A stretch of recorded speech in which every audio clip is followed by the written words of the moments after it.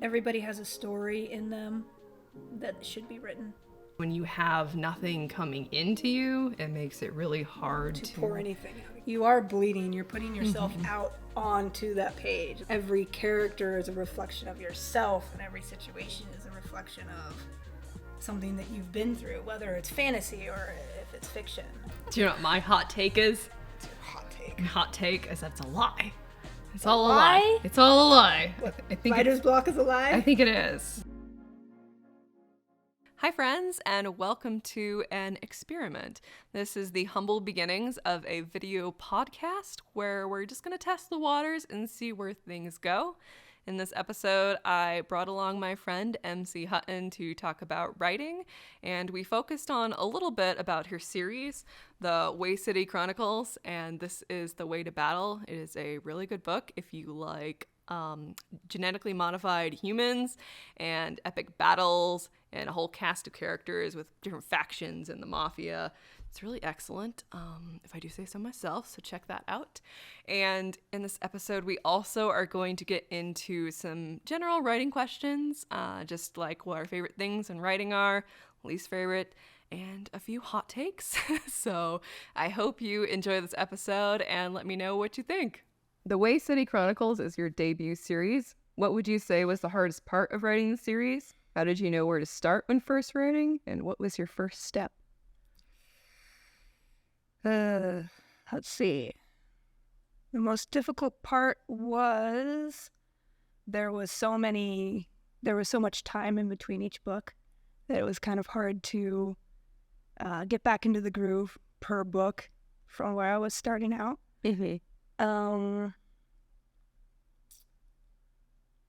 I knew where I wanted to start because the story actually originated with a dream that I had. It was just one single scene that I had as a dream, and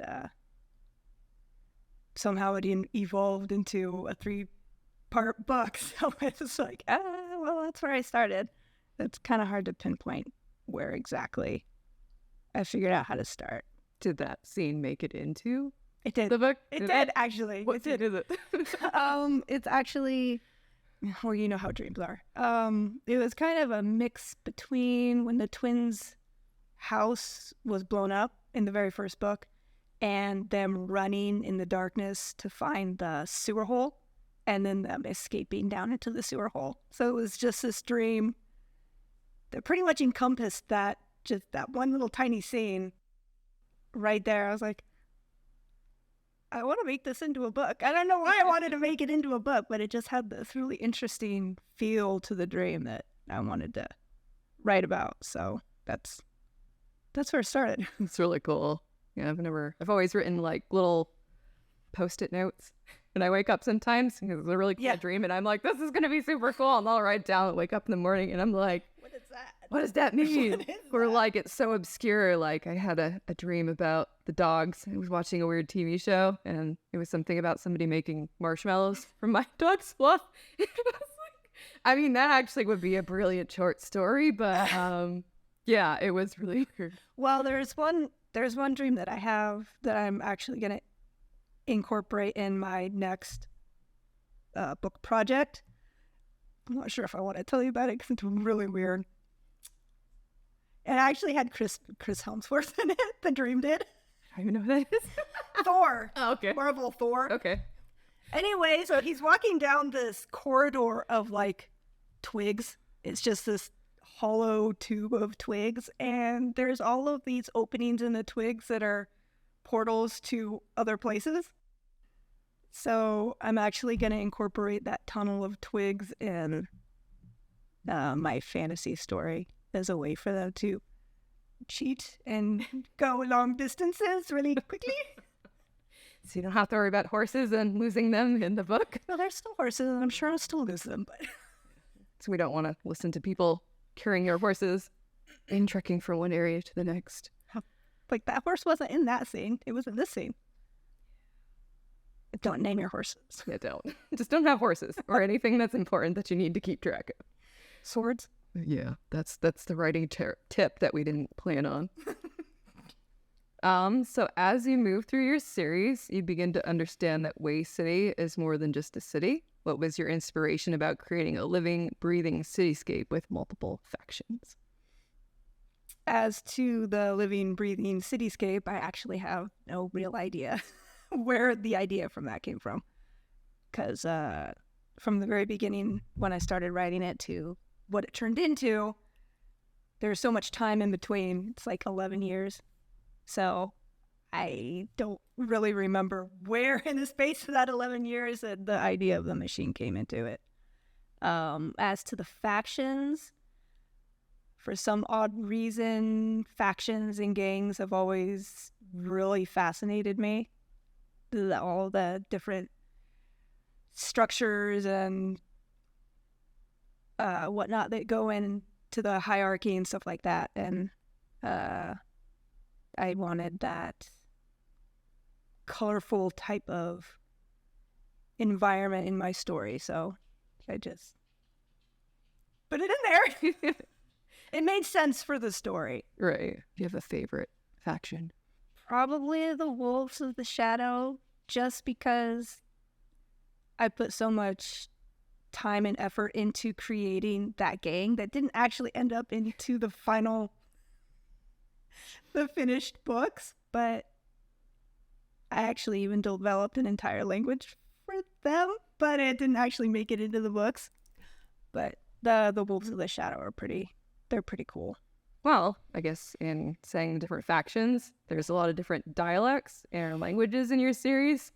Was there any inspiration behind them or any authors and books that you like? Oh, inspirations. Let's see. Tolkien, Brian Jakes, Tad Williams.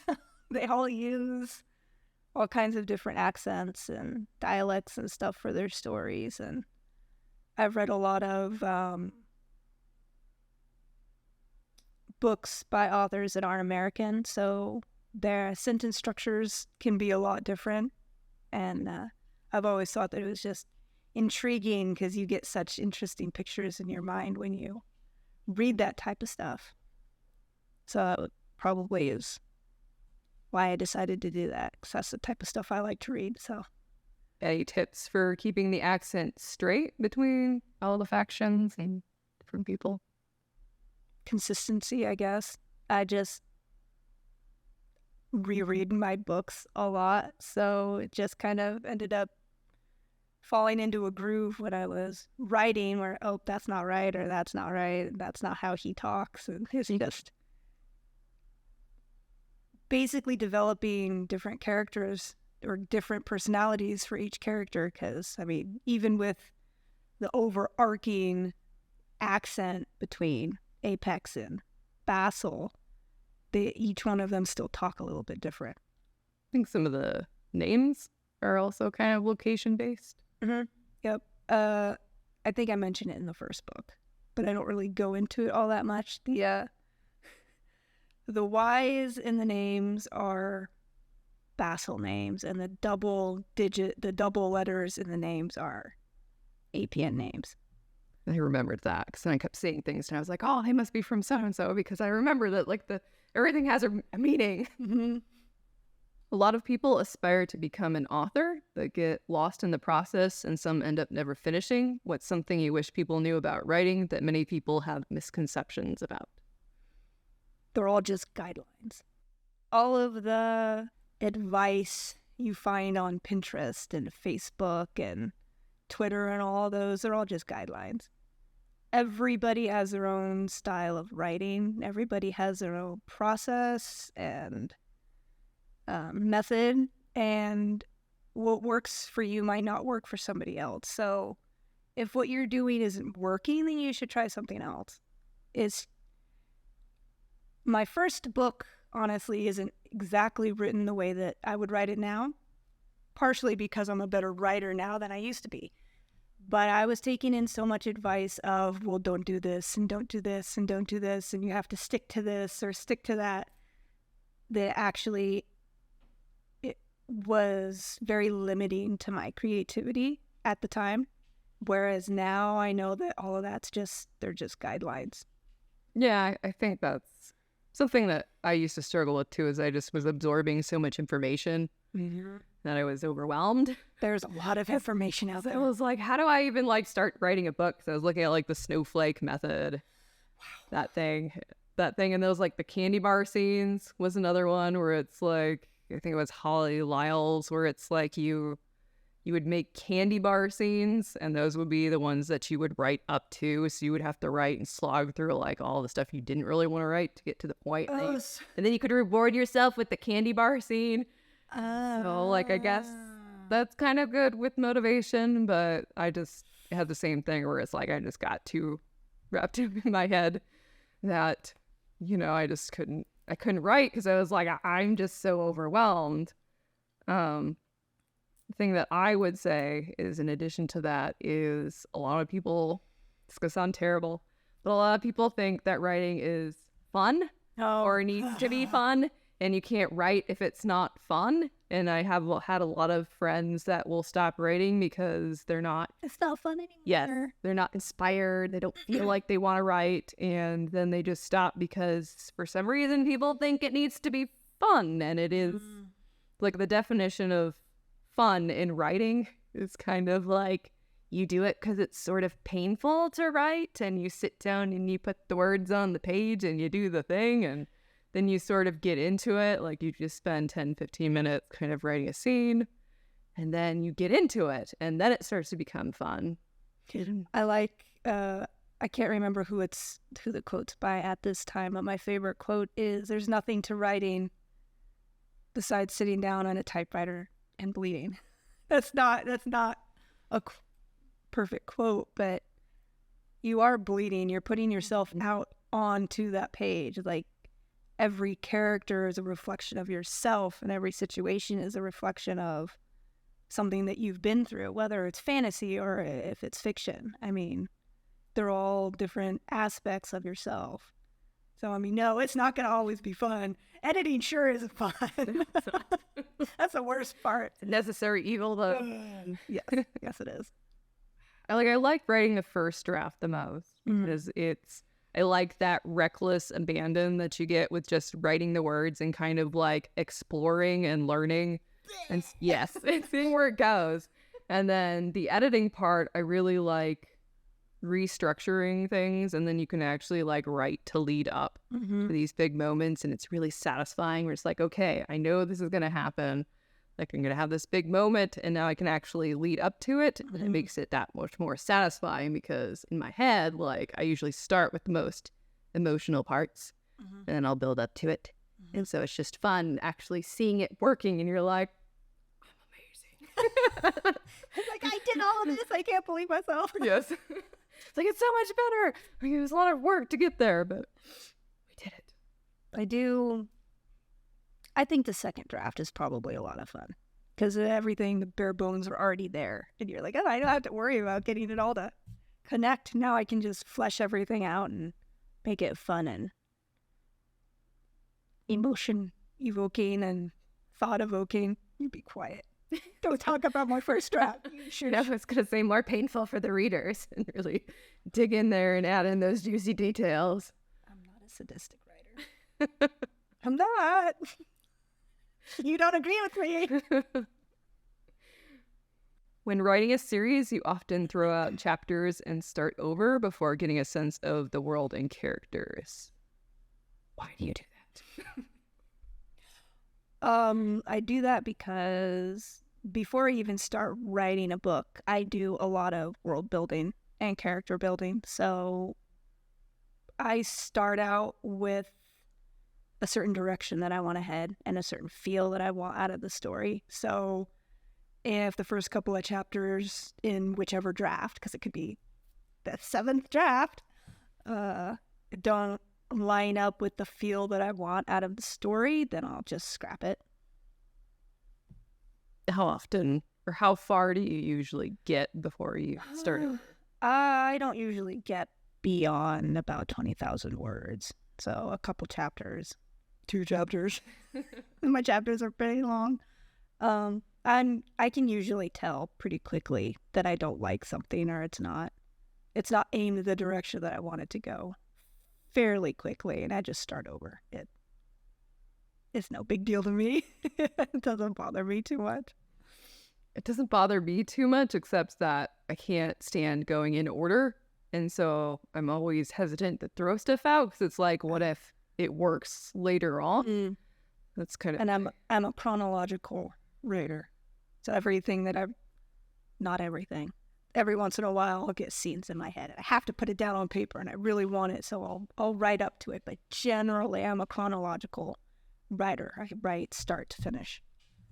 This is why your drafts go better than mine, because you don't piece them together from like all these different scenes, and you're like, how am I gonna get from A to B to C, and work in all these little things. I'll have like chapter 14.2 and then 14.5, and then like I'll just keep like working my way, and then I write my drafts fast.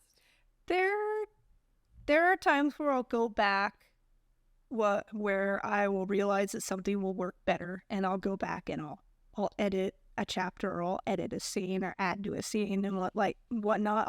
I jump back and forth, but I definitely write from start to finish. It just works better in my brain that way.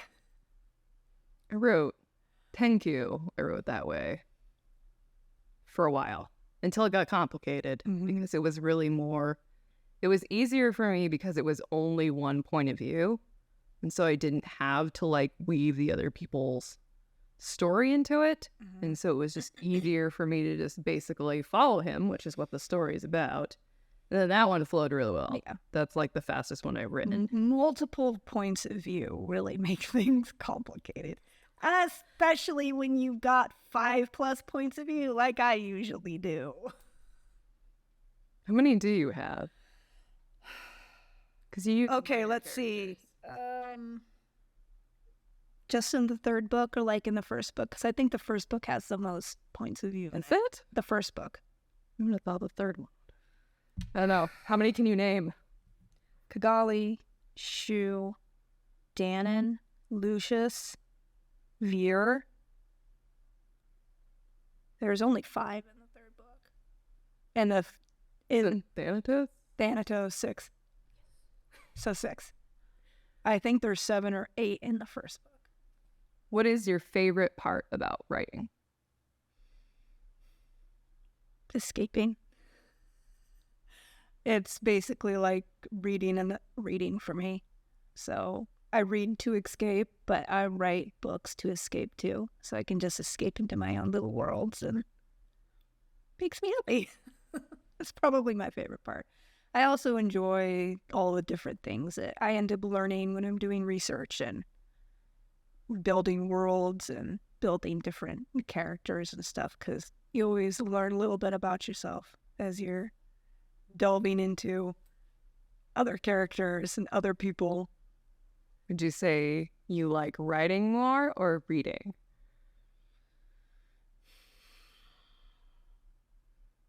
Well, personally, I think they go hand in hand. I have a strong preference.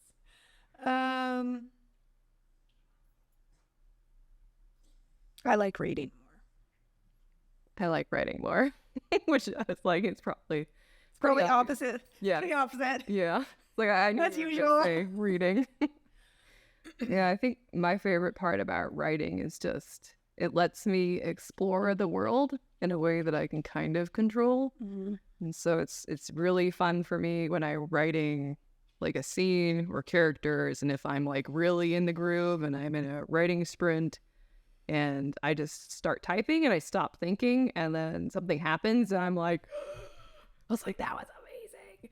And then it's just really fun being surprised, which I know some people laugh about. It's like, how can you surprise yourself? I was like, very easily, because I don't know where I'm going with any of this. Like, 100%. Like my brain made this connection and this connection, and I didn't even realize that it was there until like right now. Right. It's like, then I know we've gotten a good part, because if I'm surprised, I was like, well, I bet you maybe readers would probably be surprised, because if you saw it coming, I guess you're one step ahead of me. It's like, I didn't even see that coming. And so it's just really fun seeing that happen, because it's always, I mean, it's obviously unexpected, but there's so many different ways things can go. And then just like kind of seeing the characters evolve over time and the story just like deepen. And so like it starts off as mine was like I liked a character, Rurouni Kenshin, like I liked Kenshin's character, and so my character was sort of like him. And I was worried with the first book because I was like, is he too close to him?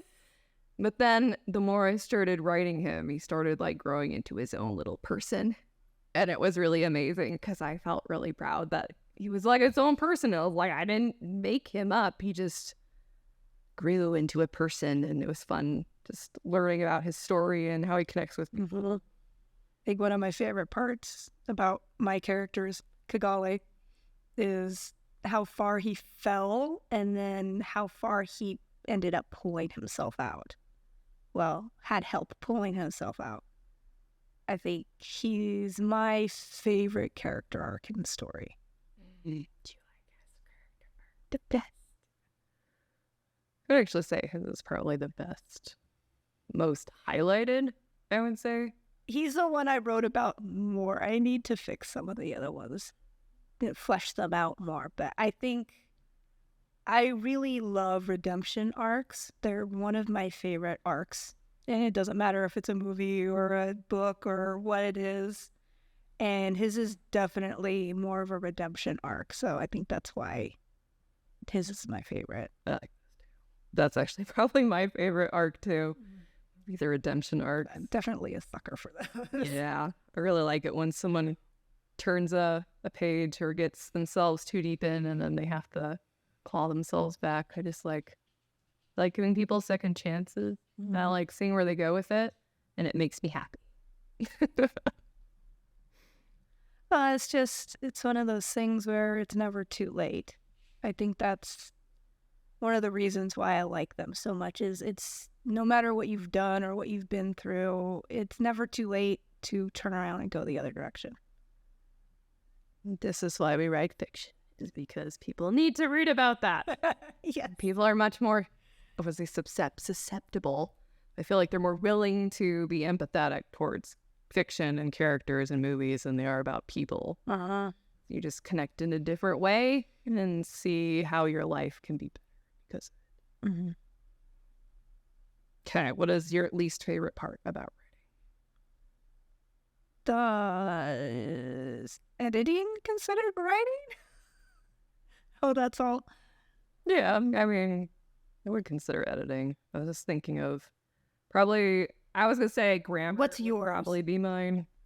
It's just because of, like, it's fascinating in a way, but going through, like, line edits and trying to be very conscious of what words you're using can get very trying because you really have to read. You have to read it not only as a writer, but also as a reader. And it's basically like the first draft is kind of more like for yourself. And when you're editing it, you're sort of refining it so it works better for you, but also for other people. Because you have, like, you know, things in your brain, like all the world building and like all the character stuff and all the future stuff. And so you have to like lay it down in a way that other people are going to understand that. And so it's just that process of fine-tuning that can be hard, especially when you're looking at a word level. Because that, to me, if I'm doing that in 190,000 words, it gets a little old having to like analyze a sentence that deeply when I just want to have fun and write the good, feel-good, emotional stuff. So that probably would be mine. The nitpicky details.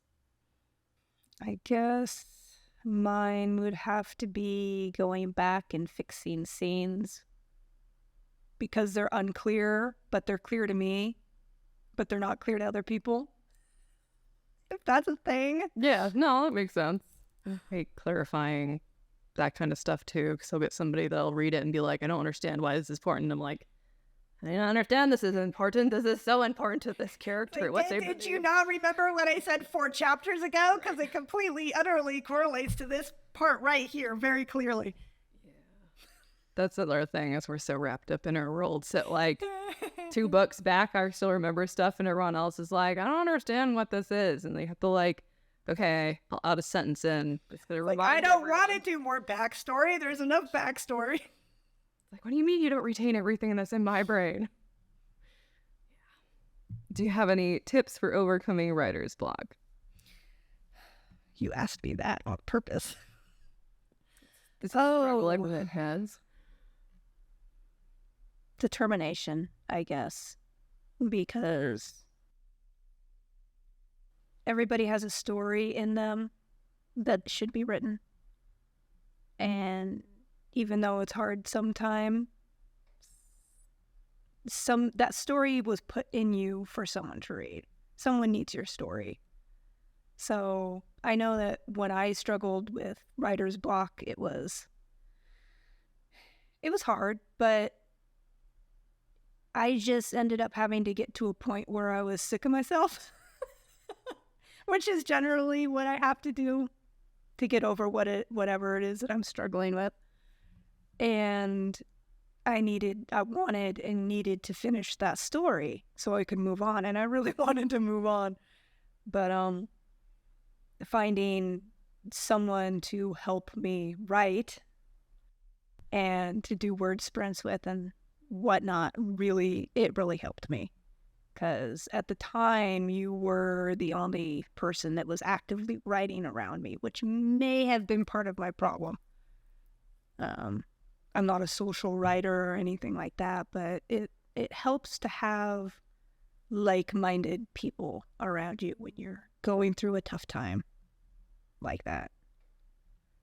So just try to stick with it. Write anything that you can, whether it's good or not. Even if it's just keeping a journal, just keep writing. It's probably the best advice I could probably give someone having writer's block. Do you know what my hot take is? What's your hot take? My hot take is that's a lie. It's a lie? It's all a lie. What, I think writer's block is a lie? I think it is. Because I feel like people get too caught up in their head. That I feel like most of it is just you overthinking everything. Which this is funny because coming from an overthinker, yeah, right? I have pinpointed the meaning of writer's block or disproving that it even exists. I think most of it is really just you get too worried about things being perfect, too worried about finding the right solution that you become really paralyzed to even do anything. And you lose the sense of play. It's like, it's not fun. We're not going for fun here. We're going for play. And it's really, if you sit down, as unpopular as that is, if you sit down and do the thing. Sit down and get over yourself. Yes. Yeah, pretty much. If you sit down and put words on the page or typey, then you can almost always 100% get out of it. And it's like, it might take a while, but if you just sit down and do it, then, you can pretty much write anything. Yep. I would say maybe a more helpful advice on how to get out of writer's blocks would just be make sure that you keep your creative well filled. Is that's also another thing is when you have nothing coming into you, it makes it really hard to pour anything out again. Yeah, because there's nothing left, and that's not even like a lot of people say take a break. It's not just like don't just take a break and like go out and stare at the clouds unless that inspires you. Like go out and take a break. Yeah. Into things that inspire you. Yeah. I know one of the things, this is going to sound kind of silly. One of the things that really helped me start to come back after my writer's block was watching anime again. Because there's just something about the scene structures and the art and of the animation that really spark my creativity. And I always write better when I read a lot too. It's a little bit of a different story structure. Or like for me, I also sometimes like watching music videos, but like anime music videos or even just any music video, because I found what it does is, since I'm also a video editor, you basically, when you're doing it to a song, you would take specific scenes from a show and like compress them in a story to music. Yep. And for some reason, seeing like that compressed into 3 minutes just gets like my brain just like really, it's like, oh, that's such a cool idea. Yeah. But that was so well done. Not even like the edits themselves, the music, and just like piecing the story into like different parts and everything. I also have specific songs that really trigger my imagination into my stories. So I try to listen to those on a fairly regular basis. Do any of your characters have theme songs? The twins do. Do they? Do you know the song off? Alone 2 by Alan Walker. Brothers. I can't remember who sings it though.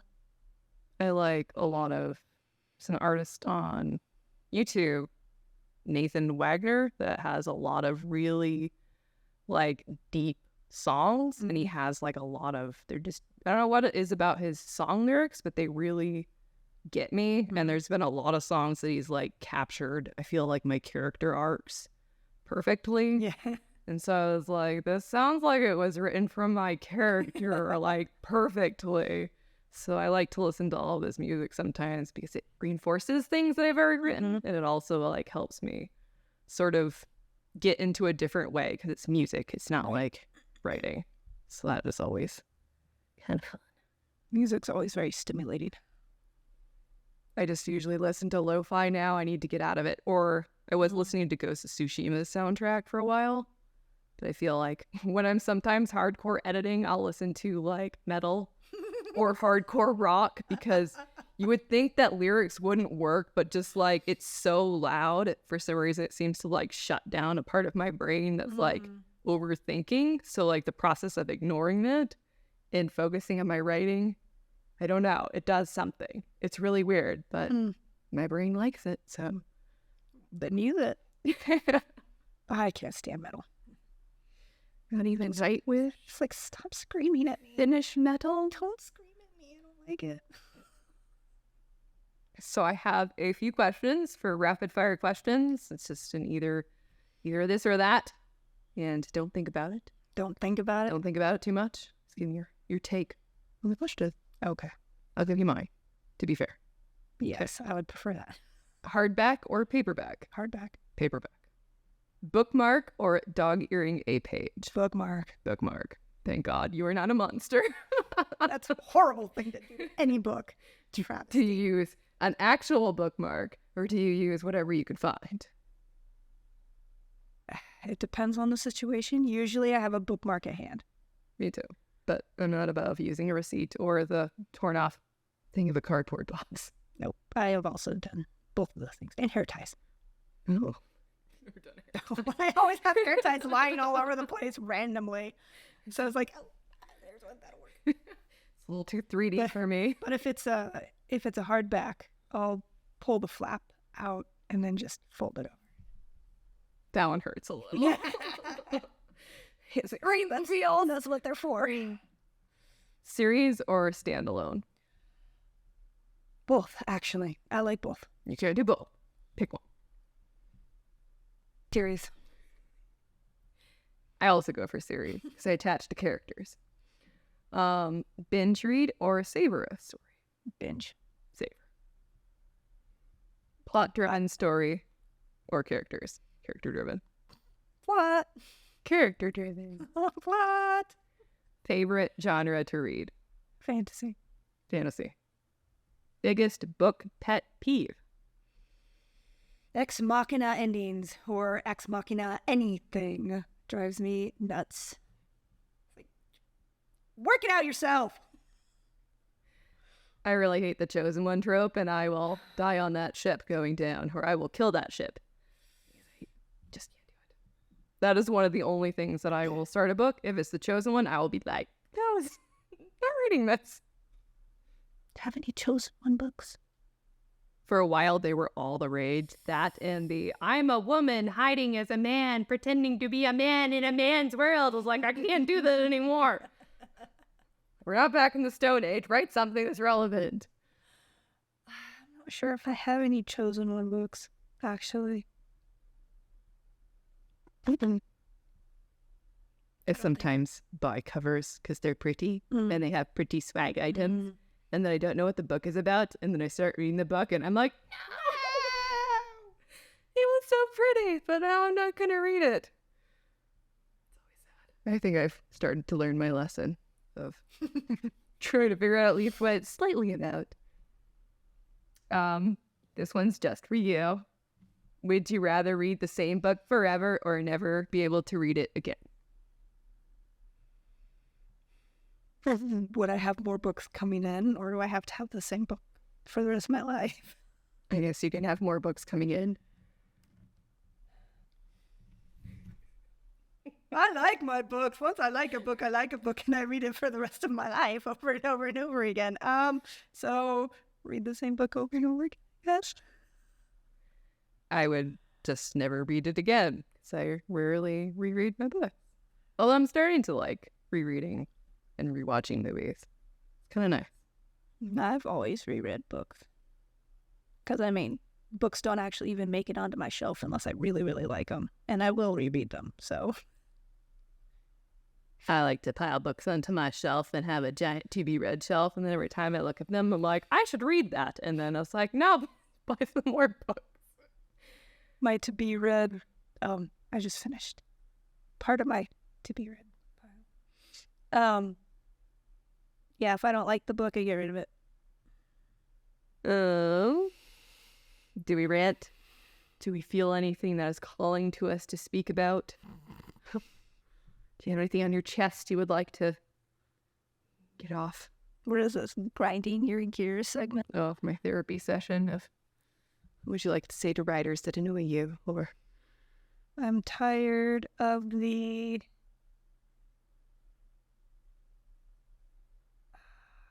What is it? How would we say that? The girls are so much better than boys thing right now. oh, It annoys me. It's just... I've never been fond of female protagonists, to be honest.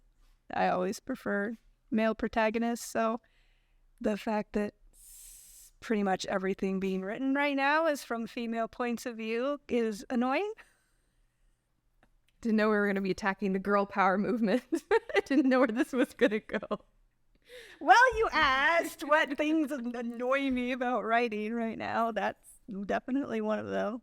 Yeah. But I've never, even before it was popular, I was never really into the girl power thing. Yeah. I mean, not too into it. I guess I have always also really connected mostly to the male point of view, but I also like to write my females as not quite females, like the stereotypical drama queen and girl power. Like, we're not gonna let the boys help us and we're gonna make the boys suck. Like, like there's no point. Like, you can't. It's just like doing, like, I get that people want to feel empowered, but if you're doing the same thing to the other side, like... It doesn't really make sense. Yeah, I was like, you have to write things without any of that stuff. And to me, a well-balanced, dynamic story requires strong female and male characters because men and women were supposed to work together. It just... Guys can do things women can't do. Women can do things guys can't do. I mean, we think different ways, so we make up for each other's deficiencies. Yeah. It's nice for having the complementary skills and just not demonizing things. I think that's really where all of this coming from is in order to make us ourselves feel better, we have to, like, put down or demonize certain things, which I don't really feel like people need to, like, you don't need to drag other people down to, like, raise yourself up. Right. Like, I would rather just write. We can raise each other up. Yeah. We don't need to resort to backhanded tactics. Right. And write about stuff that we don't want to see in the world, because I don't really want to see girls ruling the world. Like, I would want to see equality, but like in the sense that we can all do what we're best at. But I think that applies to not just gender stereotypes anyway. It applies to all aspects of being human. Yeah, I've had a few people that actually have thanked me for having a male protagonist. Really? Yeah. That's interesting. Which is, I didn't really realize it until like, oh, I'm so glad you have like a main character who's like a guy who's like really like is also like he's not like a butch character, like he's a very sensitive, like conscious person, which is, you know, it's nice seeing that males can feel that way, you know, because a lot of people don't like to write like if you're going to be a heroic character, you need to be like this impossible, infallible thing, and I just feel like it's no, I just want to write characters that are who they are, and they have two male Emotions are part of that. That's right. We all have emotions. I really hate the sassy characters are a thing. Not only are they female, but a lot of them are the sneaky characters, and I'm so tired of the snarky main characters. Like, even in movies, it's like, can we have like a normal, chill main character? Like, why do we have to be like quirky?